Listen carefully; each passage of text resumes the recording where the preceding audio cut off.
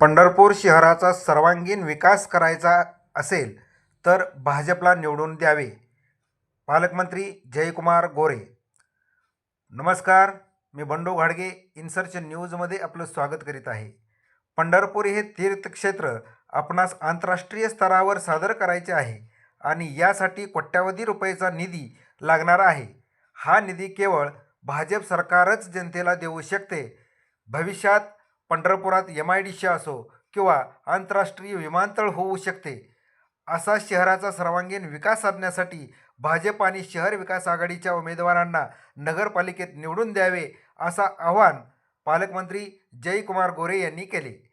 यावेळी व्यासपीठावर आमदार समाधानदादा अवताडे, माजी आमदार प्रशांत परिचारक, नगराध्यक्षपदाच्या उमेदवार सौ श्यामल सिरसट, गुरुदास अभयंकर, गणेश अदटराव, बालाजी मलपे, शैलेश बडवे, अपर्णा तारके, रचिता सगर, प्रदीप पवार, श्वेता डोंबे, शंकर सुरवसे, अमोल डोके, भागवत बडवे, बाळासाहेब कौलवार, माऊली हळवणकर, अक्षय वाडकर, महादेव धोत्रे आदी मान्यवर उपस्थित होते.